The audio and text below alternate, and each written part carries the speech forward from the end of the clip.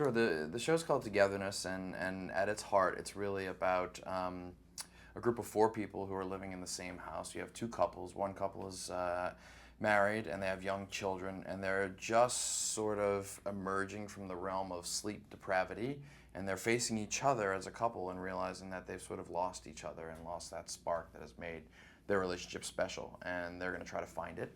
And the other couple are basically bottom feeders of life. They have yet to hit that traction, either romantically or professionally.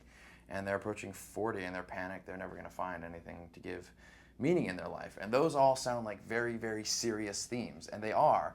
But the way that Jay and I and all of our friends tend to look at those things is we take them in, they're very serious, and then we start giggling about them for some reason. And it's that sort of sadness and laughter combination that we're trying to imbue the show with. HBO shows each one is in a different world, and this is sort of the world of Los Angeles. It's very real. Can you comment on how true to your lives this is? Yeah. Well, Mark and I both live on the east side of Los Angeles. The neighborhood where Togetherness is set is called Eagle Rock, and it is, in fact, the last stop of Los Angeles neighborhoods on the east side before you hit Pasadena. And a lot of people joke about it on the east side as the place where hipsters go to have children, or the place where hipsters go to die, or some people consider that to be the same thing. And I live in Eagle Rock. Mark lives very close to it. And it really is a place where a lot of people live who have sort of 1 foot in Hollywood and 1 foot out of Hollywood.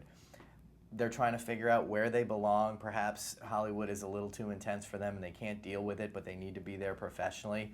Perhaps they just can't afford to be any closer in. That's a big case for a lot of people. So it's very representative of the types of characters that we have, where they're a little bit on the fringe and they're a little lost and they don't know where they belong.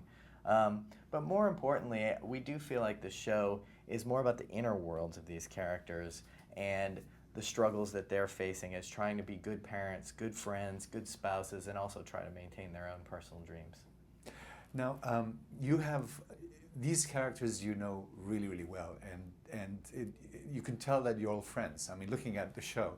Can you comment on that? How many of your friends are in the show? Sure. The lead character of Alex is played by our friend Steve Zissis, who we went to high school with, and we've known him for 20 years. The character is largely based on his life, and it's the most autobiographical of any of the characters. And we just love Steve, and we've seen how funny and brilliant and beautiful he is for years, and we wanted the world to see that. The main producer on our show, Stephanie Langhoff, went to the sister high school across from ours in New Orleans, and we've known each other for 20 years. And our director of photography is one of our best friends, and our children go to school together. We're all in this big soup together, and for the types of stuff we're trying to making, which is, for the types of stuff we're trying to make, it really is all about banding together a group of like-minded people who you like and who you trust, and doing your best to express, how you view the world. The show is exploring people in their 30s, children, how sex evolves in a relationship. Mm-hmm. Can you talk about that? Yeah, when Mark and I created the show, we were in our late 30s. We had 2 young children, and we noticed that we were coming upon sort of midlife crisis sorts of problems. The problems are not huge, dropping out of the sky. There are no car chases involved, but we are in the midlife here. And really, I think the challenge of those people, our inner challenges, is how do you stay inspired? How do you stay in love? How do you reinvent your sexual relationship with your wife without destroying it in the process? And in particular, with the marriage, Mark and I have always felt so lucky with our own marriages, but it's terrifying to think, and we have seen some of our friends go through this, to watch a couple slowly drifting apart who want to stay together and want to make it work, and they don't know how. It's a little bit terrifying, and there is some great comedy that you can draw from it as well. So it is the soup of our lives. It's what we talk about every day. It's what our friends are all talking about. It seemed like somewhat of a phenomenon to us, and that's why we wanted to make the show. Could you talk about your creative process? Your brothers, Does that become difficult? And how do you strategize all the different episodes? Yeah, I mean, Jay and I have been working together for as long as we can remember, so that's what we know best and what we're most comfortable with. And the easiest way to explain it, honestly, is two heads are better than one for us.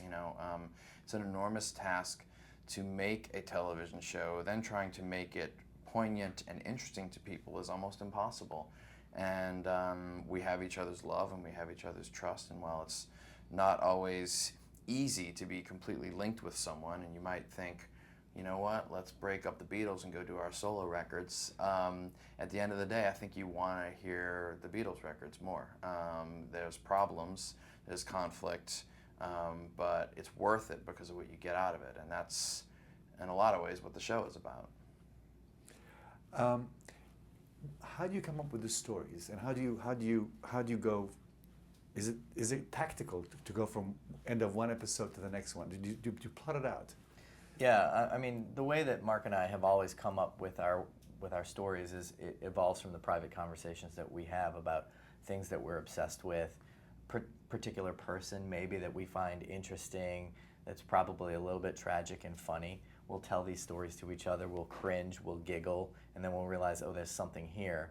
And then honestly, it evolves, and it really begins as like an oral storytelling tradition. Like, we will tell each other stories back and forth. I'll come up with some things, tell Mark about it, he'll be thinking about it, he'll tell me about it. And really the way that each other reacts determines whether that idea lives and grows. We're talking about, many, many ideas at the same time. And then once we feel like we have something solid, we do move into writing form. And in terms of television, we are very obsessive about plot and storytelling, and we plan out our entire season before we write it. Things absolutely change at every stage along the way, all the way through editorial. We improvise a lot, and we rewrite our stories in editing as well. So it's constantly in flux, constantly asking ourselves the question, what do you want to see next? Try not to get too intellectual about it, and just stay true to who we are and what we feel like we have to offer.